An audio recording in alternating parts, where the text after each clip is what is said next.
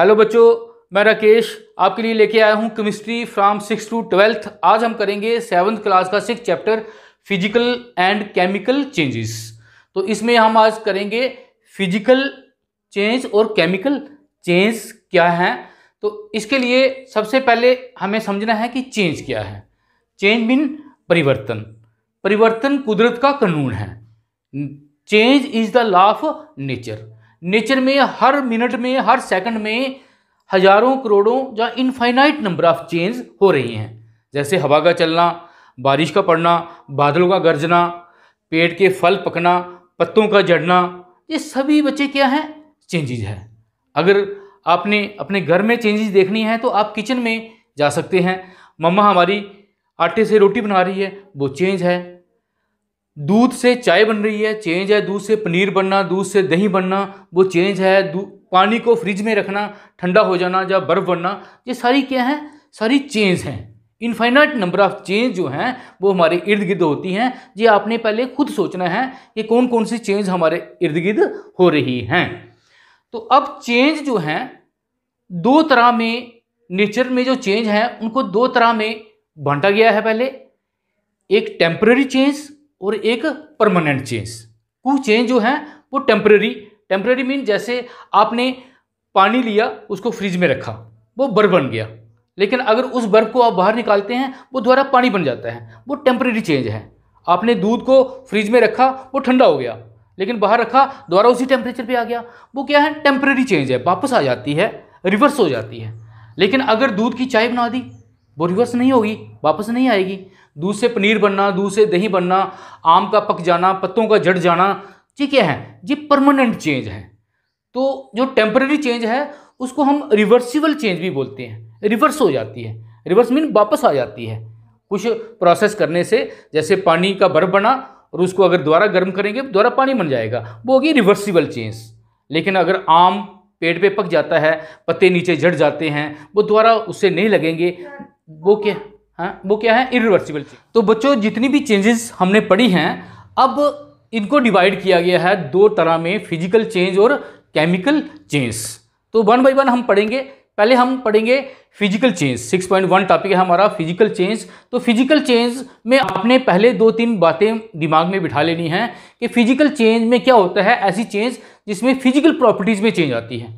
Physical properties क्या होती हैं? जैसे शेप, साइज, एरिया, वॉल्यूम, मास, कलर, ऐसी चेंज अगर आती है किसी चीज़ में तो वो हम कहेंगे फिजिकल चेंज है। और फिजिकल चेंज में कोई नई चीज़ नहीं बनती, नया सब्सटेंस नहीं बनता। वो जो सब्सटेंस था पहला वही रहता है। That is no new substance is formed in physical change. ये दो बातें आपने याद रखनी हैं। तो अब हम एक्टिविटी बेस पे जो हमारी एनसीईआरटी बुक के पे एक्टिविटीज़ हैं वो हम करते हैं। पहली एक्टिविटी है 6.1। इसको बताता है कि आपने क्या करना है। एक पेपर लेना है, ये देखिए एक पेपर लिया, इसको आपने 4 पीस में इक्वल पार्ट में आपने डिवाइड कर देना है। ये देखिए इसको आपने इक्वल पार्ट में 4 में डिवाइड कर देना है, कट कर देना है, काटना है इसको। तो अब जब काटेंगे आप देखेंगे ये पेपर जो है इसमें चेंज आई है। किसमें चेंज आई है बच्चे? साइज में। इसके साइज में चेंज आई है, लेकिन पेपर की कंपोजिशन वही है, प्रॉपर्टीज इसकी केमिकल प्रॉपर्टी वही है, उसमें चेंज नहीं है। तो साइज में चेंज आना क्या है? Physical change. तो अब हम चलते हैं एक्टिविटी 6.2 पे। 6.2 पे बच्चे कहता है कि आपने क्या करना है। अगर आपको टीचर पढ़ा रहा है, चाक आपने देखा है ना, चाक चूने से बनता है, कैल्शियम कार्बोनेट उसका फार्मूला होता है। तो वो चाक जो नीचे जो डस्ट पड़ी हुई है चाक की, वो आपने इकट्ठी करनी है। क्लासरूम से जो चाक की डस्ट है वो इकट्ठी करनी है। उसमें थोड़ा सा वाटर डालना है, पानी डालना है और उसकी पेस्ट बनानी है। और पेस्ट बना के उसको दोबारा आपने चाक की शेप देके उसको सुखाना है। आप देखेंगे क्या वो जो पहले चाक काम कर रहा है क्या उसी की तरह चाक बन गया है? हाँ, वो वही चीज़ बन गई है। तो it mean no new substance is formed. नया सब्सटेंस फॉर्मड नहीं हुआ, इट मीन ओनली शेप में चेंज हुई। This is also a physical change. अब हम चलते हैं बच्चे एक्टिविटी 6.3 पे। एक्टिविटी 6.3 पे चलेगा। तो वो कहता है कि आपने क्या करना है। आपने फ्रिज से आइस क्यूब निकालने हैं, आइस बॉक्स से बर्फ के पीस निकालने हैं और उन पीस को प्लेट पे रख देना है। और प्लेट पे रख के उनको सनलाइट में रख देना है। थोड़ा सा हीट इनको करना है, सनलाइट में रखेंगे तो क्या देखेंगे, वो बर्फ पिघलना शुरू हो जाएगी और किस में चेंज होना शुरू हो जाएगी, वाटर में से, लिक्विड वाटर में चेंज होना शुरू हो जाएगी। ठीक है, तो इसमें क्या हुआ, इसमें हमने क्या देखा, वाटर जो आइस थी बच्चे, आइस का फॉर्मूला क्या होता है H2O, और जो पानी हमने बनाया है उसका फॉर्मूला क्या होता है H2O। दोनों का फॉर्मूला सेम है, फर्क क्या है, ये सॉलिड फॉर्म में है इसको S से लिखेंगे, और जो लिक्विड फॉर्म में है इसको हम लिखेंगे L। S mean solid water, L mean liquid water. सिर्फ हमने क्या किया है, इसको मेल्ट किया है, मेल्ट करके लिक्विड वाटर बन गया। अब कहता है दोबारा आपने क्या करना है, उस जिस प्लेट में पानी बना हुआ है उसको दोबारा आपने आइस बॉक्स में रखना है। जब आइस बॉक्स में रखेंगे तो क्या देखेंगे, वो दोबारा बर्फ बन जाएगा, मीन रिवर्स सिलेक्शन। तो इसको हम ऐसे करेंगे कि हमने क्या किया, लिक्विड वाटर को जब फ्रिज में रखा, क्या किया, इसको फ्रीज, इसको बोलते हैं फ्रीज करना या फ्रीजिंग, इस प्रोसेस को फ्रीजिंग बोलते हैं। तो वो क्या बन गया, दोबारा सॉलिड बन गया। किसमें स्टेट आई, किसमें चेंज आई, स्टेट में, मीन सॉलिड का लिक्विड, लिक्विड का द्वारा solid, change in state. 3 state of matter होती हैं, सॉलिड, लिक्विड, गैस। तो जहां आपने ये याद रखना है कि चेंज इन स्टेट जो है वो भी एक क्या है, फिजिकल चेंज है। और एक में आपने ये भी याद रखना है कि मेल्टिंग प्रोसेस अगर लगाएं या फ्रीजिंग प्रोसेस अगर किसी में लगती है तो उसमें भी क्या आती है, फिजिकल चेंज ही होती हैं। अब आगे नेक्स्ट एक्टिविटी है बच्चे 6.4। 6.4 एक्टिविटी में वो कहता है कि आपने क्या करना है, आपने अगेन आपने वाटर लेना है। कौन सा वाटर लेना है आपने, लिक्विड वाटर लेना है, लिक्विड फॉर्म में। इसको अपने कंटेनर में डालना है और इसको गैस पे चढ़ा देना है, बॉयल करना है, इसको बॉयल करना है। तो बॉयल करने के लिए क्या करते हैं, इसको हीट करते हैं। ठीक है, और इसमें कौन सी प्रोसेस हो जाएगी, इवेपोरेशन। इसके वाटर के वेपर बनना शुरू हो जाएंगे, पानी के वेपर। उनका फार्मूला क्या होता है, जिसको हम स्टीम भी बोलते हैं, जब वाटर वेपर्स भी बोलते हैं। आपको पता है उनका फार्मूला क्या होता है, उसका फार्मूला भी बच्चों H2O ही होता है, लेकिन उसको G से लिखते हैं, गैस। और इस प्रोसेस को हम बोलते हैं इवेपोरेशन। ठीक है, लिक्विड वाटर बॉयल किया, इवेपोरेट हो गया, इवेपोरेशन, और वाटर वेपर्स बन गए, स्टीम बन गई। तो इसमें भी स्टेट में चेंज आई है। लिक्विड किस में चेंज हुआ, गैस में। कौन सी चेंज, फिजिकल चेंज। अब कहता है आपने क्या करना है, ये आप वाटर बॉयल कर रहे थे, फॉर एग्जाम्पल ये हमने पॉट रखा था, इसमें हमने वाटर रखा था और ये वाटर बॉयल हो रहा था, इसको हीट कर रहे थे, नीचे इसको हीट दे रहे थे। तो ये वाटर क्या हो रहा था, बॉयल हो रहा था, वेपर्स बन रहे थे। अब कहता है आपने इन वेपर पे एक और पॉट रख देना है, रिवर्स करके, उल्टा कढ़ाई लेके उसमें आपने उस पॉट को उल्टा रख देना है। तो आप क्या देखेंगे, जो वो वेपर्स थे वो इस वेपर के इसके सरफेस से टकराए और कंडेंस हो गए, ड्रॉप बन गए, वो गैस द्वारा पानी में चेंज हो गई। आपने देखा होगा जब आपकी मम्मा दूध गर्म करती है या चावल बनाने के लिए पानी रखा होता है पतीले में, तो उस पर ढक्कन दिया होता है। जब उस ढक्कन को उठाते हैं तो उस ढक्कन को ड्रॉप लगे होते हैं, पानी लगा होता है। वो पानी कहाँ से आया, उछल के नहीं गया बच्चे, पहले पानी इवेपोरेशन हुई, उसके वेपर्स बने, और वेपर्स जब वो सरफेस से ढक्कन से टकराए तो वहाँ दोबारा कंडेंस हो गए और दोबारा किस में चेंज हो गए, लिक्विड में चेंज हो गए। इसको बोलते हैं कंडेंसेशन। मीन अगर हम उस पर ये रखेंगे, ढक्कन रखेंगे, तो वो गैस वाटर जो है वो दोबारा क्या बनना शुरू हो जाएगा, लिक्विड बनना शुरू हो जाएगा। जहां अगर इन वाटर वेपर को आप ठंडा भी करेंगे तो दोबारा वो लिक्विड में चेंज होना शुरू हो जाएंगे, और इस प्रोसेस को बोलते हैं कंडेंसेशन। ठीक है, तो दो प्रोसेस हम, और ये क्या है, this condensation is also physical change, क्योंकि गैस जो था वो किस में चेंज हो गया, लिक्विड में। Change in state, liquid gas में चेंज हुआ, गैस लिक्विड में चेंज हुई, this is also a physical change. तो हम कहेंगे बॉइलिंग ऑफ वाटर और इवेपोरेशन और condensation, they are also physical processes. जब ये प्रोसेस होती हैं तो उसमें क्या होती है, फिजिकल चेंज होती है। अब एक लास्ट एक्सरसाइज है बच्चे 6.5। ये कहता है इसमें आपने क्या करना है, इसमें आपने लेना है एक हासक ब्लेड। हासक ब्लेड क्या होता है, मीन जो मेटल को काटने के लिए, आपने देखा कभी ताला घर में ना खुले तो हम एक ब्लेड लाते हैं आरी का, तो बाज़ार से, और उससे वो काटते हैं। तो वो हाथ तक ब्लेड लेना है। अगर यूज़ किया हुआ है तो वो ले सकते हैं, अगर नहीं है तो बाजार से ले सकते हैं। उस ब्लेड को आपने क्या करना है, वो इतना लंबा होता है, एक साइड से आपने उसको हीट करना है, नीचे फ्लेम लगाना है और एक साइड से आपने उस ब्लेड को, फॉर एग्जाम्पल ये ब्लेड है तो नीचे एक साइड पे आपने फ्लेम लगाना है और उसको हीट करना है। जब हीट करेंगे तो आप देखेंगे उसको, जब रिवर्स आप लाएंगे तो देखेंगे, उसका कलर चेक करेंगे, देखेंगे उसका कलर थोड़ा चेंज हो गया होगा, लेकिन ब्लेड की प्रॉपर्टी चेंज नहीं हुई होंगी, ब्लेड वही रहा होगा। आयरन का था, आयरन ही रहा, तो इट मीन हीटिंग करने से जो कलर चेंज हुआ है वो भी क्या है, एक फिजिकल चेंज है। हमने ये चीजें देखा कि cutting, melting, heating, boiling, evaporation, condensation, ये सारी क्या है, फिजिकल प्रोसेसेस हैं मोस्टली। लेकिन अगर बर्निंग की बात करें, बर्निंग, जलाना किसी चीज को, तो वो फिजिकल प्रोसेस नहीं है। अगर इस कागज को मैं जलाऊंगा तो इसकी फिजिकल प्रॉपर्टी तो चेंज होंगी, ये नई चीज बन जाएगा, कार्बन डाइऑक्साइड और चारकोल वगैरह बन जाएगा, इसकी केमिकल कंपोजिशन ही चेंज हो जाएगी। तो बर्निंग में, जब बर्निंग किसी चीज़ की होती है तो वो केमिकल चेंज होती है। पॉइंट 2 जो टॉपिक है हमारा वो है केमिकल चेंज। लेकिन केमिकल चेंजेस की एक्टिविटी करने से पहले थोड़ा सा इसमें मैं आपको यही बताऊंगा केमिकल चेंजेस क्या हैं।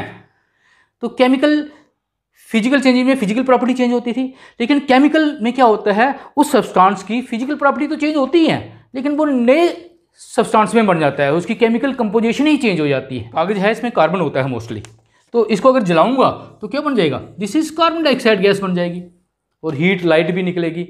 तो ये सॉलिड था, ये गैस था, ये भी गैस है, इसकी प्रॉपर्टी बिल्कुल इससे क्या है, अलग है।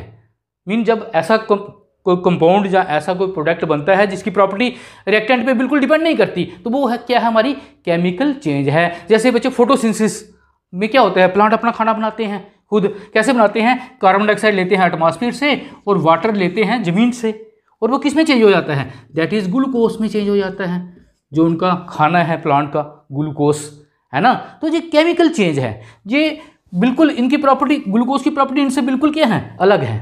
अब आप कहेंगे कि ग्लूकोज ही पौधे को दे दें खाने के लिए अगर उनका खाना है, तो ऐसा नहीं हो सकता बच्चे, क्योंकि नेचुरली केमिकल चेंज उसमें होगी तभी वो अपना खाना बनाएगा। This is a chemical change. और भी केमिकल चेंज, ओजोन लेयर के बारे में आपने सुना है बच्चे, ओजोन लेयर जो होती है उसमें अल्ट्रा वायलेट रेज जब पड़ती हैं, अल्ट्रा वायलेट रेज उस पर जब पड़ती हैं तो वो ऑक्सीजन में चेंज हो जाता है। आपको पता है ओजोन लेयर अगर ना हो तो अल्ट्रा वायलेट रेज अगर सीधी इधर आ जाएं तो बड़ी सारी बीमारियां जो हैं हमें लग जाती हैं, तो वो हमें बचाती हैं। ओजोन लेयर जो हमारी है, तो ओजोन लेयर का डिप्लीट होना मीन उसका अल्ट्रा वायलेट रेज से रिएक्ट होना, वो भी एक क्या है, केमिकल चेंज है। और भी बच्चे केमिकल चेंज, जैसे दूध से दही बनना, दूध से चाय बनना, दूध से पनीर बनना, टूटे हुए पत्तों से खाद बनना, गोबर से बायोगैस बनना, ये सारी केमिकल चेंज। ऐसी भी चेंज नेचर में होती हैं बच्चे जिनमें दोनों चेंज पाई जाती हैं, फिजिकल और केमिकल चेंज। आपके इर्द गिर्द जो चेंज होती हैं उनको आपने आइडेंटिफाई करना है, फिजिकल है या केमिकल है। और कुछ ऐसी भी मिलेंगी जिनमें दोनों चेंज होती हैं, जैसे कि एप्पल को काटना है, ये देखो एप्पल है आपके पास, इसको आपने काटा है, कट करना वो क्या है, फिजिकल चेंज है। लेकिन अगर वो एक आधा घंटा या 10-15 मिनट वो एटमॉस्फेयर में रहेगा कटा हुआ, तो वो क्या होता है, उसका कलर ब्राउन होना शुरू हो जाता है, क्योंकि उस पर ऑक्सीजन जो है रिएक्ट करती है और उसमें जो मेटल हैं उनकी ऑक्सीडेशन होना शुरू हो जाती है। तो फिजिकल चेंज, काटना फिजिकल चेंज है और उसकी ऑक्सीडेशन होना वो क्या है, केमिकल चेंज है। अंडा जो है, अंडे को हम तोड़ते हैं, वो क्या है, फिजिकल चेंज है। लेकिन अंडे को बनाना जो है वो क्या है, केमिकल चेंज है। खाना जब खाते हैं उसमें दोनों चेंज होती हैं, खाने को दांतों से ब्रेक करते हैं वो फिजिकल चेंज है, और खाना अंदर जाके डाइजेस्टिव जूस जो है हमारा HCl उससे मिलता है और नए केमिकल में चेंज हो जाता है, ये केमिकल चेंज है। कैंडल को जलाना, मोमबत्ती को जलाते हैं, उसमें दोनों चेंज होती हैं, एक तो वैक्स जो है वो पिघलता है, मेल्ट होता है, मेल्टिंग जो है वो क्या है, फिजिकल चेंज है। और बर्न भी होता है, और बर्निंग से कार्बन डाइऑक्साइड गैस निकलती है, और वो क्या है, केमिकल चेंज है। तो ऐसे बच्चे आपके इर्द गिर्द जितनी भी चेंज हो रही हैं, पहले आपने उनको आइडेंटिफाई करना है कि वो कौन सी चेंज है, फिजिकल है, केमिकल है, दोनों हैं, रिवर्सिबल है, परमानेंट है, टेम्पररी है। इससे अगर आपके कंसेप्ट क्लियर हो गए तो अगले टॉपिक आपको बड़ी आसानी से समझ में आ जाएंगे। NCERT बुक की एक्टिविटी या टॉपिक 6.2 जिसका नाम है केमिकल चेंजेस।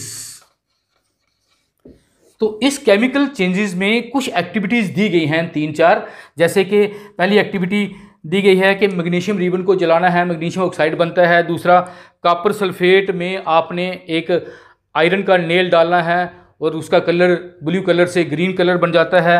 और उसके आगे विनेगर लेके उसमें आपने बेकिंग सोडा डालना है, उसमें से कार्बन डाइऑक्साइड इवाल्व होती है। ये सारी केमिकल चेंज हम इस टॉपिक में स्टडी करेंगे और इसके रिलेटेड जो बाकी वीडियो हैं इस चैप्टर पे, उनके लिंक मैं नीचे डिस्क्रिप्शन बॉक्स में डाल दूंगा, वहां से आप बाकी वीडियो भी देख सकते हैं।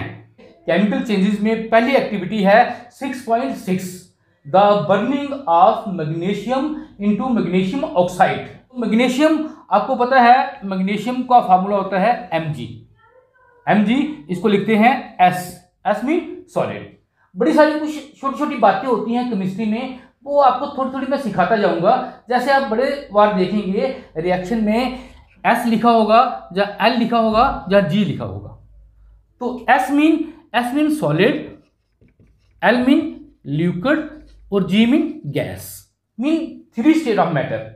ये जिसकी रिएक्शन बता रहा है, जिस एलिमेंट की या जिस सब्सटेंस की, वो किस फॉर्म में है। इट मीन मैग्नीशियम किस फॉर्म में है, सॉलिड फॉर्म में। मैग्नीशियम क्या होता है, मैग्नीशियम एक मेटल है।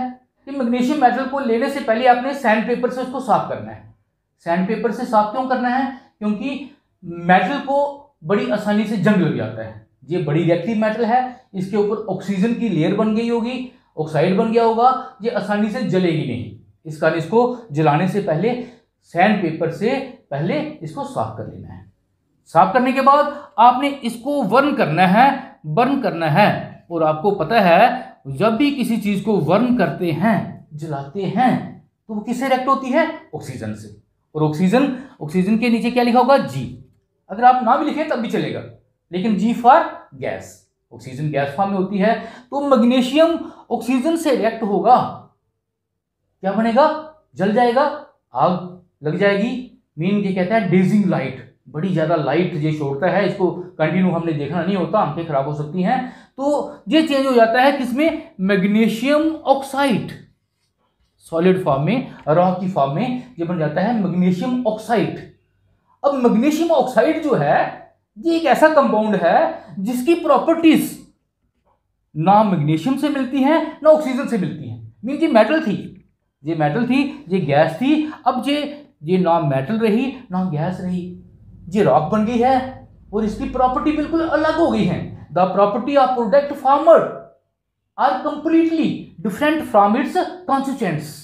मीन जिनसे जो बना हुआ है प्रोडक्ट, उस पर इसकी बिल्कुल प्रॉपर्टी डिपेंड ना करें, तो उस चेंज को हम क्या बोलते हैं, केमिकल चेंज बोलते हैं। इसका मतलब ये हुआ कि बर्निंग ऑफ मैग्नीशियम रिबन या magnesium metal in presence of oxygen is a chemical change, it form magnesium oxide.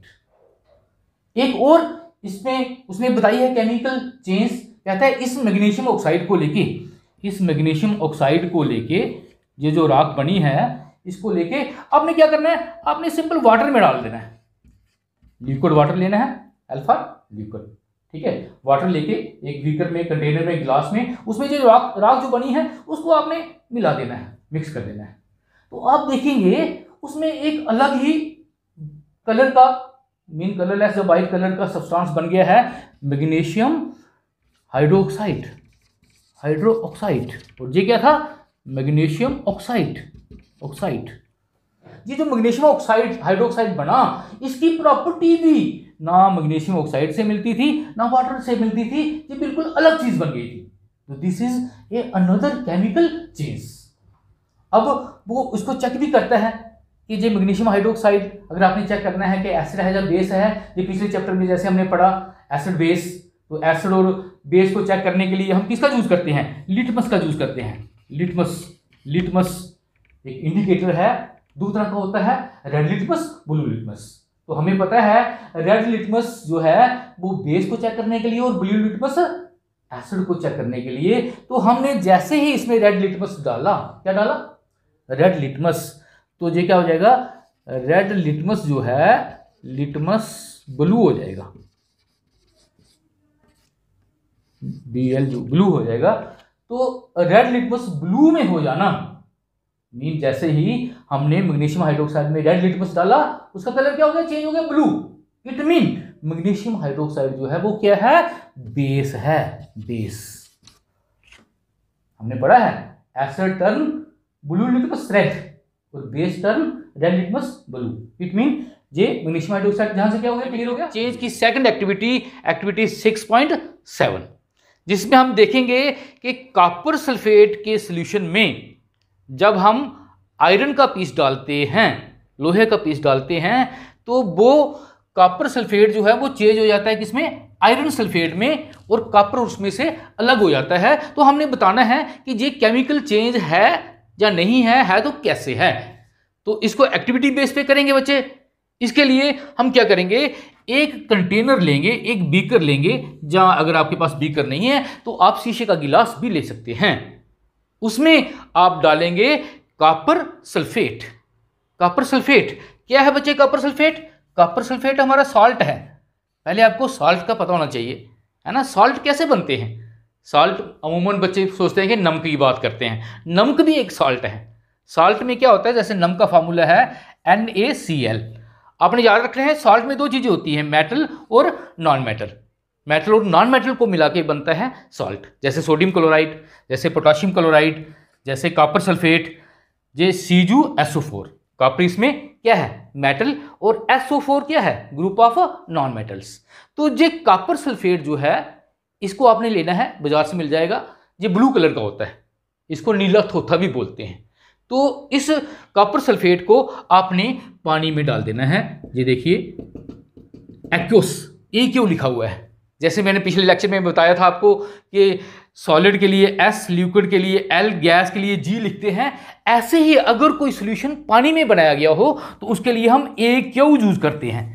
AQ mean aq. Aq guard आपने सुना हुआ है, एक्यू गार्ड जिसमें वाटर साफ होता है।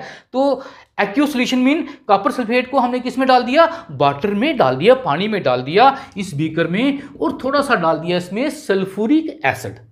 क्यों डाला सल्फ्यूरिक एसिड? क्योंकि कॉपर सल्फेट जो है वो इसमें आसानी से डिसॉल्व हो जाएगा, डिसोलेशन प्रोसेस जो है थोड़ी फास्ट हो जाएगी। और कॉपर सल्फेट का ब्लू कलर होता है, इस मीन इस सॉल्यूशन का कलर कौन सा हो गया, ब्लू, ब्लू कलर हो गया।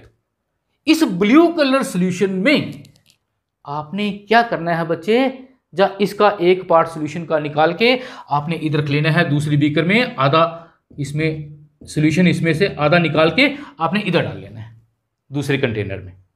अब इस कंटेनर में इस कॉपर सल्फेट सॉल्यूशन में आपने डालना है आयरन का पीस। आयरन का पीस, आयरन का फार्मूला क्या होता है, Fe।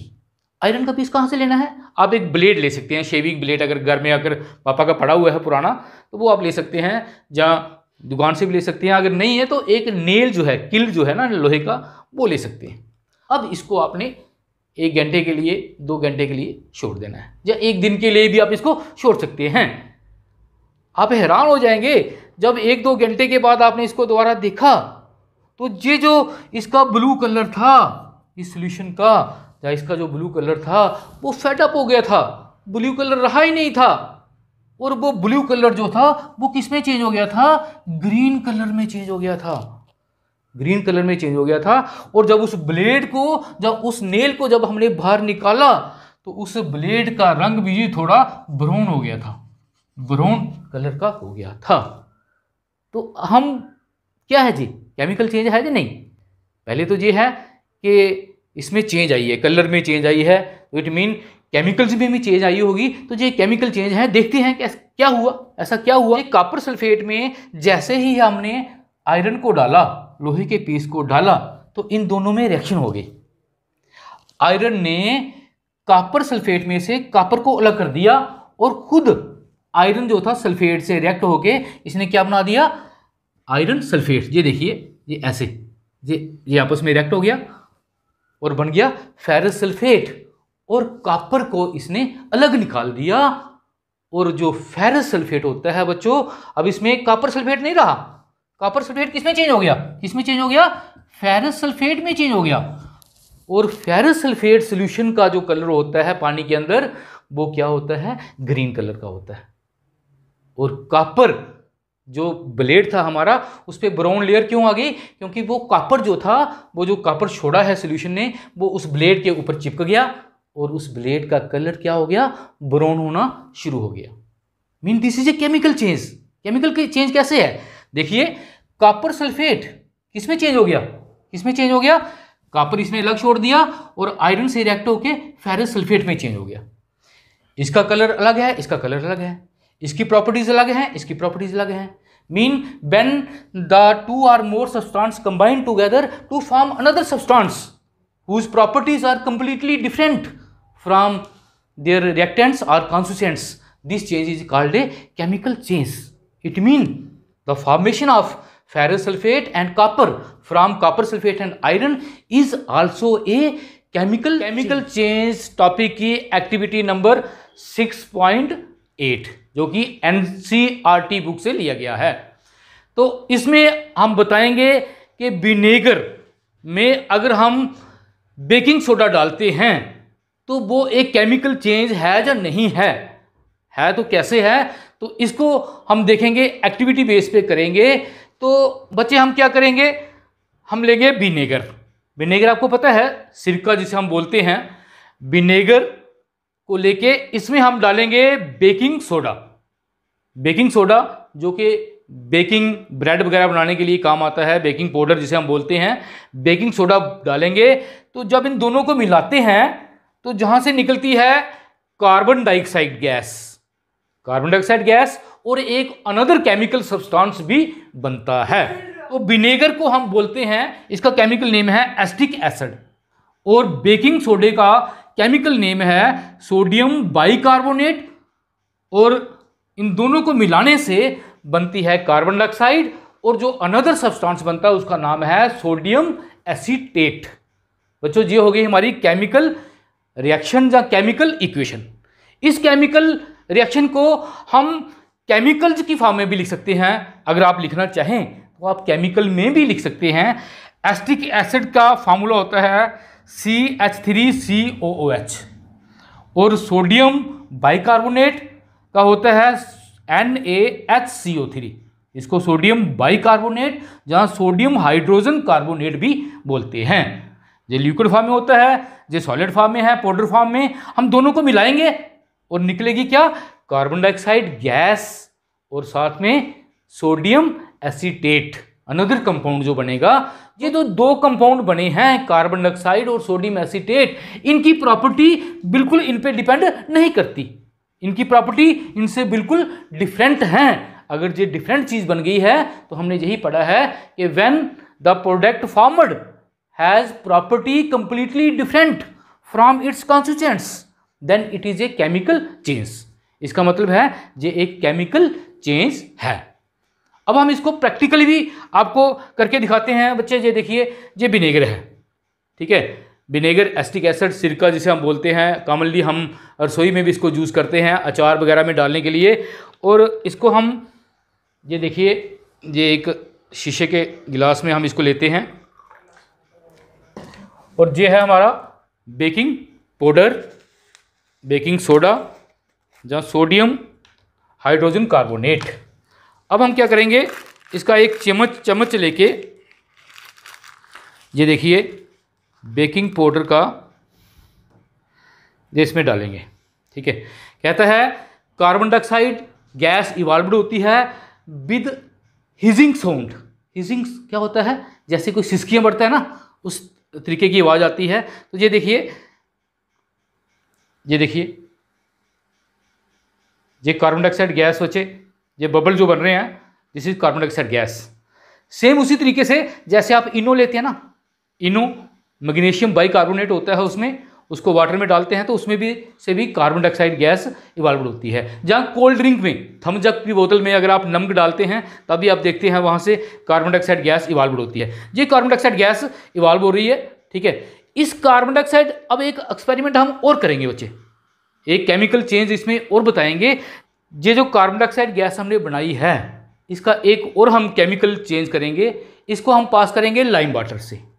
लाइम वाटर क्या होता है बच्चे, चूने का पानी। लाइम होता है चूना जो वाइट वॉश के लिए यूज़ किया जाता है। उस लाइम को लेके आपने पानी में डिजॉल्व करना है और उसको थोड़ी देर रखने के बाद उसको फिल्टर कर लेना है। जो फिल्ट्रेट होता है उसको बोलते हैं लाइम वाटर। वो बिल्कुल क्लियर होता है पानी की तरह। अब उसमें आपने पास करनी है कार्बन डाइऑक्साइड गैस। तो आप देखेंगे जैसे ही लाइम वाटर में कार्बन डाइऑक्साइड गैस आप पास करेंगे तो वो उसमें मिल्की कलर हो जाएगा, दूध की तरह। उस प्रोडक्ट का कलर दूध की तरह चेंज हो जाएगा, मीन मिल्की प्रोडक्ट बन जाएगा। तो this is a another chemical change. ऐसा क्यों होता है बच्चे? ये देखिए, पहले हम एक्सपेरिमेंट करेंगे। जो विनेगर और बेकिंग सोडा जैसे अभी हमने एक्सपेरिमेंट में किया था, जैसे ही कार्बन डाइऑक्साइड गैस बनेगी, इस कार्बन डाइऑक्साइड गैस को हम जहाँ से इस कैपिलरी ट्यूब से बाहर निकालेंगे। ये देखिए ऊपर कारक लगाया हुआ है, इस कारक से बिल्कुल बंद है। जो गैस बनेगी इसका मुंह थोड़ा ऊपर है। ये गैस जहाँ से इधर हमने डालनी है लाइम वाटर में, इस ट्यूब में हमने डाला हुआ है लाइम वाटर, चूने का पानी। और इस ट्यूब का मुंह जो है वो इस सोल्यूशन के अंदर होना चाहिए, ताकि जो कार्बन डाइऑक्साइड जाए वो लाइम वाटर में जाए। जैसे ही कार्बन डाइऑक्साइड इसके अंदर जाना शुरू हो जाएगी, इस सोल्यूशन का लाइम वाटर जो कि क्लियर था, उस पानी का कलर जो है वो मिल्क की तरह दूधिया होना शुरू हो जाएगा। तो this is another chemical change. ऐसा क्यों हुआ? क्योंकि एक और चेंज जो है वो इसमें आई है। कार्बन डाइऑक्साइड को जब हमने लाइम वाटर में डाला तो it give a another chemical change. आइए देखते हैं, इसको ऐसा समझते हैं। लाइम वाटर का केमिकल फार्मूला होता है कैल्शियम हाइड्रोक्साइड। इस कैल्शियम हाइड्रोक्साइड में जब हम डालते हैं कार्बन डाइऑक्साइड गैस, जैसे ही कार्बन डाइऑक्साइड गैस इससे मिलती है तो ये चेंज हो जाता है कैल्शियम कार्बोनेट्स, दोबारा लाइम या चूना बन जाता है कैल्शियम कार्बोनेट, और साथ में निकल जाता है वाटर। तो ये कैल्शियम कार्बोनेट वाटर के बीच में डिजॉल्व है, और इस कैल्शियम कार्बोनेट का कलर क्या होता है? चूने का कलर क्या होता है? वाइट कलर होता है। तो चूने को आपने देखा है पानी में डिजॉल्व करते हैं तो मिल्की कलर आता है। तो वो जो कलर है वो इस कैल्शियम कार्बोनेट के कारण है। तो this is another chemical change. When lime water react with carbon dioxide, it give rise to another compound, that is calcium carbonate and water. तो this is another example of chemical change, और इसको आप experiment करके भी दिखा सकते हैं। इस वीडियो में बच्चे जो हम आपको एक एक्स्ट्रा कंसेप्ट बताने जा रहे हैं, वो हम बताने जा रहे हैं कार्बन डाइऑक्साइड गैस के बारे में। ये जो कार्बन डाइऑक्साइड गैस है हमारी, ये फायर एक्सटिंग्विशर के तरह भी यूज़ की जाती है, मीन आग बुझाने के लिए भी यूज़ की जाती है। तो आपको बताएं कि आग, कोई भी चीज़ अगर जलती है, आग लगती है, तो वो किसके कारण लगती है? ऑक्सीजन के कारण लगती है। तो हम क्या करते हैं, जब उसके ऊपर कार्बन डाइऑक्साइड की लेयर डाल देते हैं तो वो ऑक्सीजन का कंटेक्ट जो है एटमॉस्फेयर से टूट जाता है। कार्बन डाइऑक्साइड भारी होती है, वो जब उस पर आग पे भिज जाती है तो वो ऑक्सीजन को उस आग पे अटैक नहीं करने देती, और इस कारण आग बुझ जाती है। कार्बन डाइऑक्साइड आग बुझाने में मदद कैसे करती है? वो ऑक्सीजन का कंटेक्ट जो है वो आग से ब्रेक कर देती है और आग बुझ जाती है। देयरफॉर आपने याद रखना है कि carbon dioxide gas is also used as a fire extinguisher. ठीक है, आपने देखे होंगे गाड़ियों में, जहाँ थिएटर्स में, या लोगों ने घरों में सिलेंडर रखे होते हैं और उस पर लिखा होता है carbon dioxide type of fire extinguishers. Topic 6.3 NCERT book से, जिसका नाम है rusting of iron, mean iron को रस्ट लगना या लोहे को जंग लगना। इसका जनरल नेम कुरिजन भी होता है, कुरिजन ऑफ मेटल भी इसको बोलते हैं। उसकी एक टाइप है rusting of iron. Rusting of iron क्या है बच्चे? आपने देखा होगा घरों में बड़े बार हमारे कुछ आर्टिकल लोहे के, जिनको हम बड़ी लंबी देर तक यूज़ नहीं करते, जहाँ बाहर पड़े रहते हैं एटमॉस्फेरिक कंडीशन में, तो उनमें कुछ जंग लग जाता है। ये देखिए एक ब्राउन कलर की लेयर जो है, ब्राउन कलर की लेयर उस पर डिपॉजिट हो जाती है। ये देखिए ये ब्राउन कलर की लेयर उस पर डिपॉजिट हो जाती है। ये ब्राउन कलर कहाँ से आया है? ये जो आयरन के पार्टिकल थे, ये एयर में जो ऑक्सीजन और मॉइस्चर, वाटर वेपर थे, उनसे लगातार कांटेक्ट में आते रहे, और इस पे हो गई केमिकल चेंज। आयरन ने उस ऑक्सीजन के साथ, जो एयर में ऑक्सीजन थी, उसके साथ रिएक्शन कर ली और बना दिया आयरन ऑक्साइड, और ये जो है ये आयरन ऑक्साइड ही है।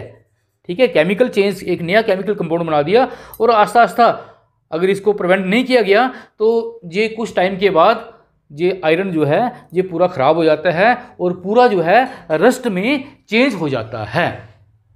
तो आइए बच्चे अब हम देखते हैं कि आयरन आर्टिकल जो हैं ये कैसे रस्टिंग इनको कैसे लगती है।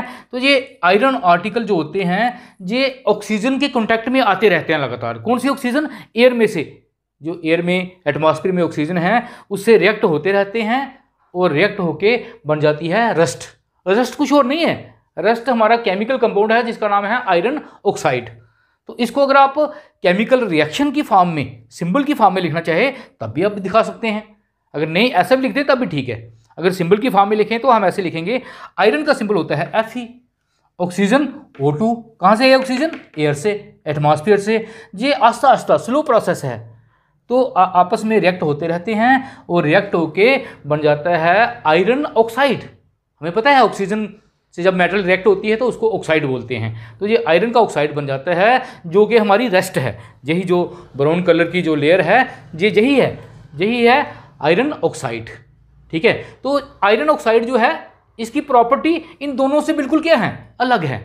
आयरन ऑक्साइड अब आयरन नहीं है, ये आयरन की तरह काम नहीं करेगा, तो ये इसकी बिल्कुल प्रॉपर्टी चेंज होगी। It mean the formation of iron oxide या rust from iron and oxygen is a chemical change. लेकिन एक्चुअली इसका कलर क्या बताया मैंने? Brown colour. हमने पिछले लेक्चर में बताया है कि सॉल्ट जो होते हैं वो मैक्सिमम कलरलेस होते हैं, लेकिन कलर उनमें होता है जिसमें वाटर ऑफ क्रिस्टलाइजेशन होती है। तो जी अगर आप इसमें देखना चाहे, समझना चाहे, जहाँ और रिएक्शन अगर आप लिखना चाहे अच्छे तरीके से तो वो भी लिख सकते हैं, क्योंकि इसमें वाटर ऑफ क्रिस्टलाइजेशन होती है। आयरन जो है ऑक्सीजन से और वाटर वेपर से, एयर में जो ऑक्सीजन और वाटर वेपर होते हैं उनके कॉन्टैक्ट में आता रहता है। हम जहाँ ऑक्सीजन लिख रहे हैं लेकिन मेनली ये वाटर वेपर भी इस पर अटैक करते हैं, और ये जो रस्ट बनती है उसका फार्मूला होता है Fe2O3 और X time water, mean water of crystallisation भी इसमें होते हैं, इसी कारण इसका ब्राउन कलर है। अगर आप ये करना चाहे कर सकते हैं, नहीं तो इतना इसके ऊपर काफ़ी है। तो बच्चों हम रस्टिंग ऑफ आयरन को हम कैसे लिख सकते हैं? हम कह सकते हैं द डिस्ट्रॉइंग ऑफ मेटल या iron in presence of atmospheric condition, oxygen और water vapours continuously to form rust is called rusting of iron.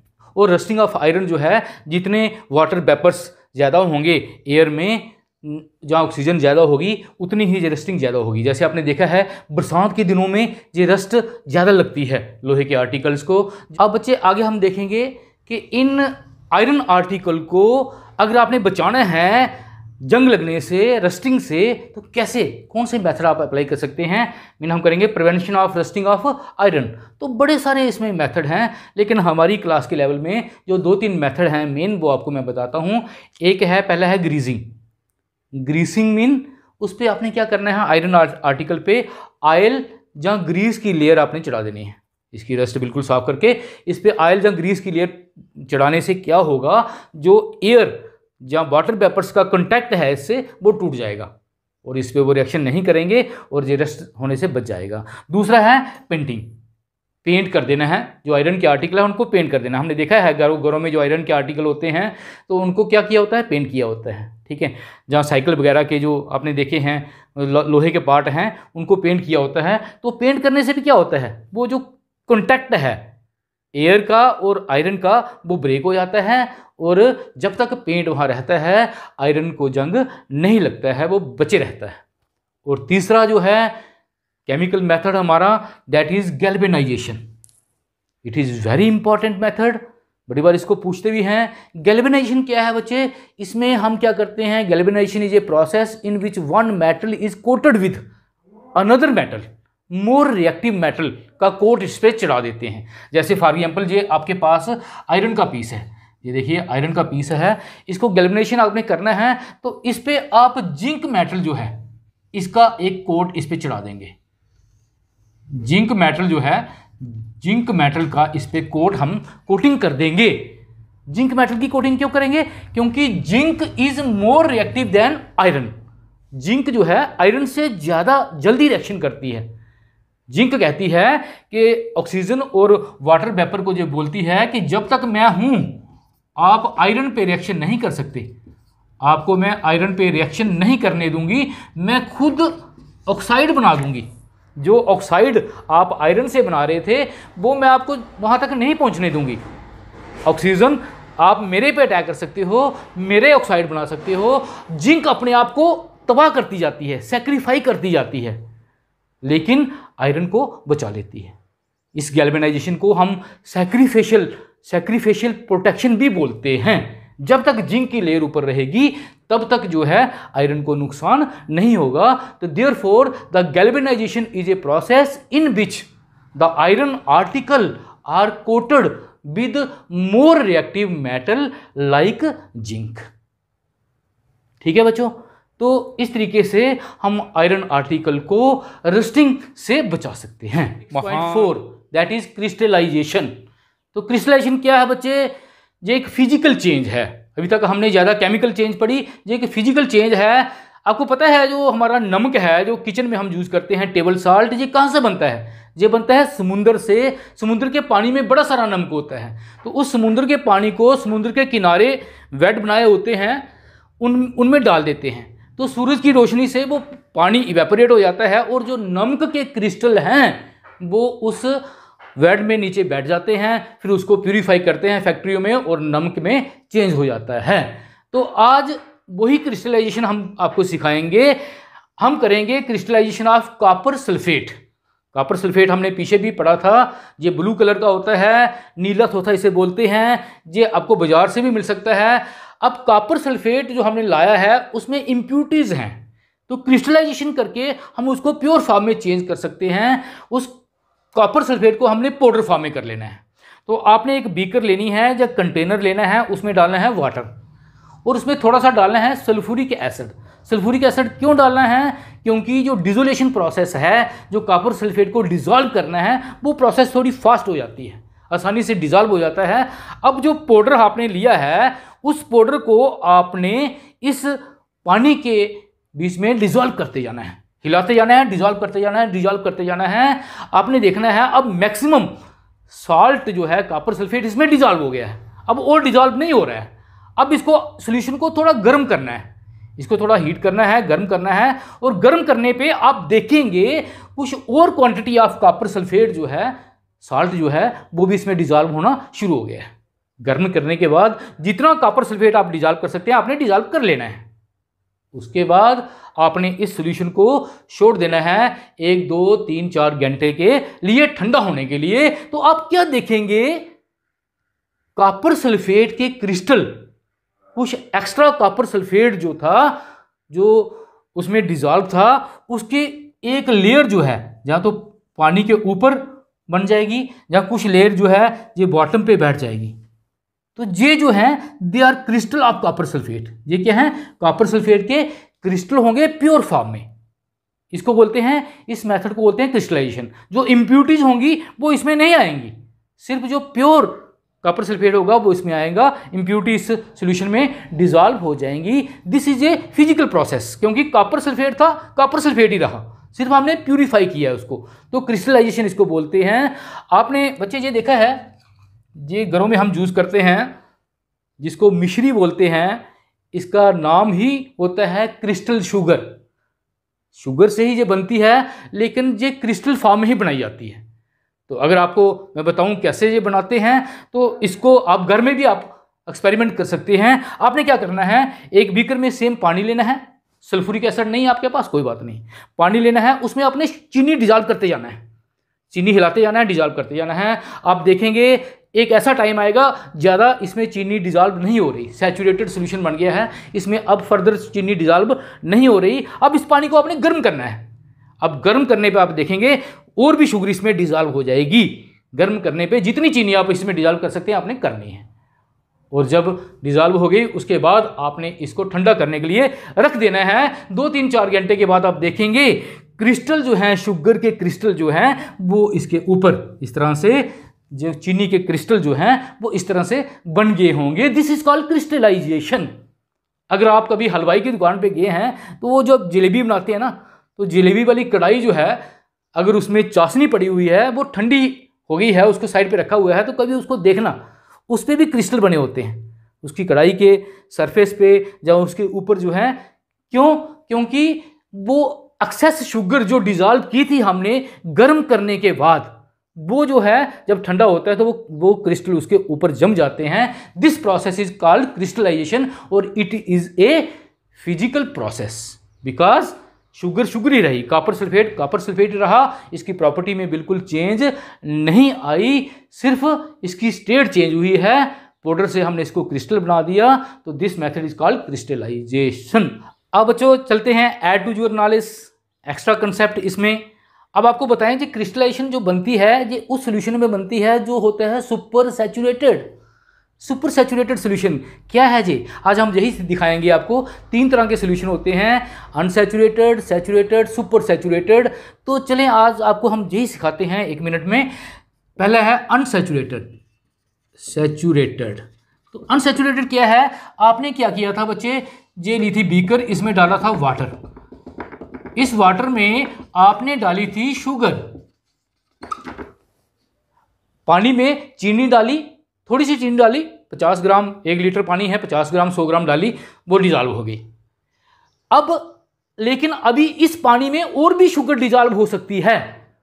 जब ये और शुगर डिजॉल्व हो सकती है उस टाइम हम बोलते हैं unsaturated solution. The solution in which more of sugar can be dissolve, और शुगर डिजॉल्व हो जाती है अभी, तब वो होता है अनसैचुरेटेड। लेकिन उसके बाद हमने क्या किया, और शुगर डिजॉल्व की, इसमें टेम्परेचर आपने चेंज नहीं करना है, हीट नहीं करना है इसको, उसी टेम्परेचर पे, रूम टेम्परेचर पे रखना है। इसमें और शुगर डिजॉल्व की, आप करते गए शुगर डिजॉल्व, लेकिन एक टाइम ऐसा आया अब और शुगर डिजॉल्व नहीं हो रही रूम टेम्परेचर पे, जिस टेम्परेचर पे आपने रखा है, अब इसमें शुगर और डिजॉल्व नहीं हो रही। अब ये सोल्यूशन बन गया है सैचुरेटेड सोल्यूशन बन गया है बच्चे। सैचुरेटेड सोल्यूशन क्या होता है, the solution in which no more sugar can be dissolve, या सल्यूट बोल सकते हैं, जिसमें और सल्यूट डिजॉल्व नहीं होता at a particular temperature, is called saturated solution. ये सैचुरेटेड हो गया। अब तीसरा है सुपर सैचुरेटेड क्या होता है बच्चे, जिसमें बनते हैं क्रिस्टलाइजेशन जिसमें होती है। अब इस सोल्यूशन में शुगर और डिजॉल्व नहीं हो रही, सैचुरेटेड हो गया है, लेकिन अगर इसको गर्म करते हैं, इसका टेम्परेचर थोड़ा इंक्रीज करते हैं, तो फिर आप इसमें और शुगर डिजॉल्व कर सकते हैं।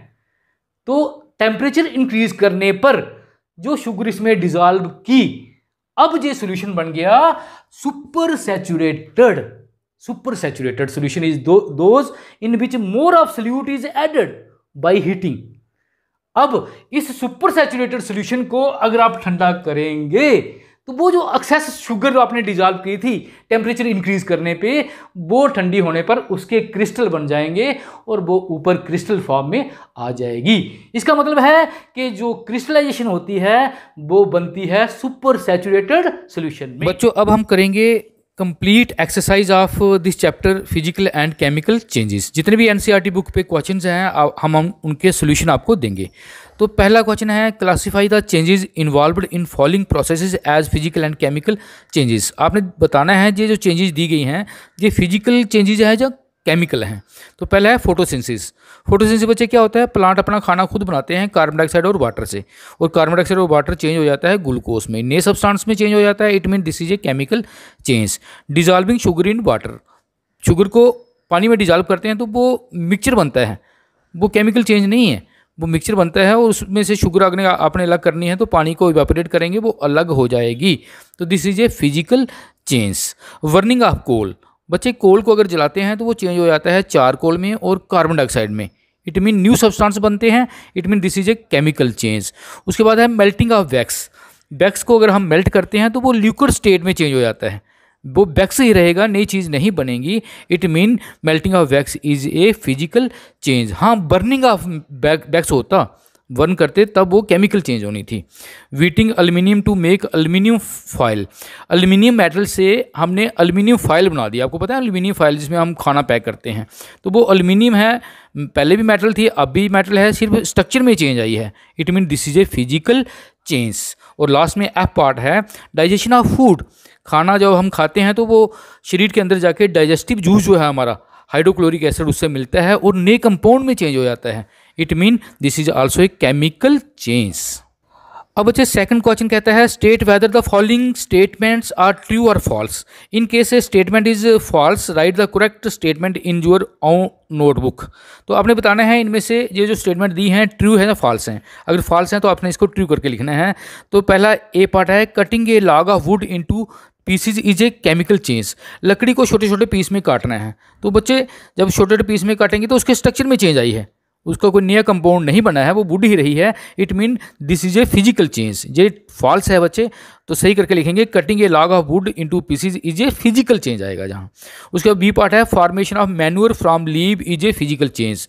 तो लीव से पेड़ के पत्ते जो गिर जाते हैं उनसे खाद बन जाती है। या खाद बनाना, तो खाद और लीव जो हैं दोनों अलग अलग सब्सटेंस हैं। लीव में केमिकल चेंज होगी और वो मैन्यूर बन जाएगा। It mean this is a chemical change. ये भी फॉल्स है बच्चे, हम लिखेंगे formation of manure from leave is a chemical change. C part है बच्चे iron pipes coated with zinc do not get rusted easily. तो जी हमने देखा था बच्चे गैल्वेनाइजेशन प्रोसेस में पे आयरन पे अगर जिंक का कोट कर दें तो उसको रस्ट जो है नहीं लगती, क्योंकि जिंक खुद ऑक्सीडाइज हो जाती है और आयरन को बचा लेती है। तो ये ट्रू है बच्चे। डी पार्ट है iron and rust are the same substance. Iron और रस्ट जो आयरन की बनती है रस्टिंग से, वो सेम चीज़ें हैं। ऐसा नहीं है बच्चे, वो अलग अलग सब्सटेंस हैं। क्योंकि आयरन का फार्मूला Fe है, रस्ट का Fe2O3 है। रस्ट जो होती है वो किसी काम की नहीं होती, आयरन का तो बड़ा कुछ बनता है। इट मीन ये फॉल्स है, इसको लिखेंगे iron and rust are the different substance. E part है condensation of steam is not a chemical change. Steam क्या होते हैं बच्चे? Water vapours. पानी को हीट करेंगे, स्टीम बनेगी, वाटर वेपर बनेंगे। तो अगर उसको कंडेंस करेंगे, कंडेंसेशन, उसको ठंडा करना, ठंडा करने पे दोबारा वाटर बन जाएगा। इट मीन ये क्या है? फिजिकल चेंज है, कोई नया सब्सटेंस नहीं बना है। तो ये भी फॉल्स है बच्चे, इसको हम कहेंगे condensation of steam is a physical change. अब बच्चे हम क्वेश्चन थर्ड पे चलेंगे, filling the blanks in the following statement. ये जो स्टेटमेंट दी गई हैं इनमें जो खाली स्थान है उसको आपने फिल करना है। When carbon dioxide is passed through the lime water, it turn milky due to formation of। हमें पता है कार्बन डाइऑक्साइड जब लाइम वाटर में डालते हैं तो वो मिल्की कलर हो जाता है। क्यों होता है? क्योंकि क्या बनता है? Calcium carbonate. जहाँ आएगा कैल्शियम कार्बोनेट, जिसका फार्मूला है CaCO3। बी पार्ट पे चलें, the chemical name of baking soda. Baking soda का केमिकल नेम क्या होता है बच्चे? सोडियम हाइड्रोजन कार्बोनेट, या इसको सोडियम बाइकार्बोनेट भी बोलते हैं, और फार्मूला होता है NaHCO3। उसके बाद सी पार्ट चलें, two method by which rusting of iron can be prevented. कौन से मेथड है जिससे लोहे को जंग लगने से बचा सकते हैं? एक हमने पढ़ा था पेंटिंग और दूसरा पढ़ा था गैल्वेनाइजेशन। अब डी पार्ट देखें बच्चे, चेंज इन विच ओनली खाली जगह property of substance change is are called physical change. तो फिजिकल जिसमें होती हैं बच्चे उसमें कौन सी प्रॉपर्टी चेंज होती है? Physical properties. तो जहाँ फिजिकल आएगा खाली स्थान पे। अब ई पार्ट पे चले बच्चे, change in which new substance are formed are called. जिनमें न्यू सब्सटेंस बनते हैं उस चेंज को क्या बोलते हैं? उसको बोलते हैं केमिकल चेंज। बच्चों अब हम चलेंगे क्वेश्चन नंबर फोर्थ पे। कहता है when baking soda is mixed with lemon juice bubble are formed with evolution of gas what type of change it is. तो बच्चों जब लेमन जूस जो है उसमें होता है सिट्रिक एसिड, इसमें बेकिंग सोडा डालते हैं तो कौन सी गैस इवॉल्वड होगी? कार्बन डाइऑक्साइड गैस, और न्यू सब्सटेंस बना है। It mean it is a chemical change. तो कहता है lemon juice contain citric acid, when lemon juice mix with baking soda the evolution of carbon dioxide gas take place in this change new substances are formed therefore it is a chemical change। तो ये नीचे reaction लिखी है वो भी आप लिख सकते हैं। चलेंगे क्वेश्चन नंबर फिफ्थ पे। कहता है when a candle burn both physical and chemical change take place identify this change give another example of familiar processes in which both of physical and chemical change take place. तो कहता है candle burn होती है तो इसमें दोनों change होती हैं, फिजिकल और केमिकल चेंज। आइडेंटिफाई करें कौन कौन सी है, तो और भी एग्जाम्पल इस पर बताएं। तो कहता है when candle burn both change take place. तो फिजिकल दोनों और केमिकल भी होती है। फिजिकल कैसे? फिजिकल चेंज में क्या होता है? The melting of wax is change into state that is from solid to liquid, liquid बन जाता है। एंड ये क्या है? Physical change. सेकंड कहता है केमिकल चेंज कैसे है? Burning of candle produce carbon dioxide gas, carbon dioxide अगर निकली तो it mean other substance and is a chemical change. और एग्जाम्पल बच्चे जिसमें दोनों चेंज होती हैं, जैसे डाइजेशन ऑफ फूड, खाना अगर मुंह में हम इसको ब्रेक करते हैं दांतों से तो वो फिजिकल चेंज है, और अंदर जाके डाइजेस्टिव जूस HCl से मिलता है और नए कंपाउंड बन जाता है, वो केमिकल चेंज हो गई। Cutting of apple in atmosphere, Apple को काटना जो है वो फिजिकल चेंज है, लेकिन अगर इसको रखोगे ज़्यादा देर तो इसमें एक ब्राउन कलर आ जाता है, क्योंकि इसमें जो सब्सटेंस होते हैं वो ऑक्सीजन से रिएक्शन करना शुरू हो जाते हैं और वो होती है केमिकल चेंज। अब चलेंगे बच्चे क्वेश्चन नंबर 6 पे। How would you show the setting of curd is a chemical change. जो दूध से दही बनना, आप बताएं ये केमिकल चेंज कैसे है। तो आपको पता है दूध और दही की दोनों की प्रॉपर्टी अलग अलग हैं। दही एक नया सब्सटेंस बन जाता है इस कारण, तो हम लिखेंगे both curd and milk are two different substance and their property are completely different. Curd can not turn back to milk, therefore the setting of curd is a chemical change. 7th question पे चलें बच्चे। Explain the burning of wood and cutting into small pieces are consider two different change. लकड़ी का जलना और लकड़ी को काटना दो अलग अलग चेंज क्यों हैं? तो बच्चों हमने पहले भी बताया जो कटिंग है वो एक फिजिकल चेंज है और बर्निंग जो है वो केमिकल चेंज है। तो हम लिखेंगे कटिंग ऑफ वुड जो है, cutting of wood into small pieces is a change in physical properties that is change in shape and size only, therefore physical change. और burning of wood, when wood burn it change into other substance that is charcoal and carbon dioxide gas, therefore burning is a chemical change। अब बच्चों question 8th पे चलेंगे। Describe how crystal of copper sulphate are prepared, कैसे बनाए जाते हैं crystallisation process से। तो इसमें हम लिखेंगे crystal of copper sulphate are prepared by crystallisation process. Take water in beaker, add few drop of dilute sulfuric acid to this, add copper sulfate powder with constant stirring till solution becomes saturated. Now add more of copper sulfate powder by heating the solution till the solution becomes super saturated. Now filter the solution and allow it to cool by kept undisturbed. Slowly the crystal of copper sulfate are separate out। तो इसको अगर पूरा देखना चाहते हैं तो आप link से क्रिस्टलाइजेशन प्रोसेस को भी देख सकते हैं।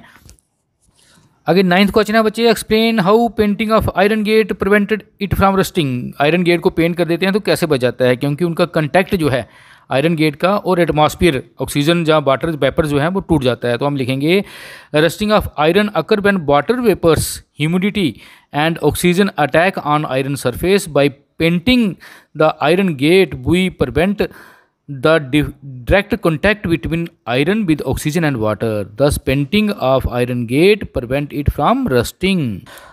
अब बच्चे नेक्स्ट 10th क्वेश्चन है। Explain by rusting of iron object is faster in coastal area than in desserts.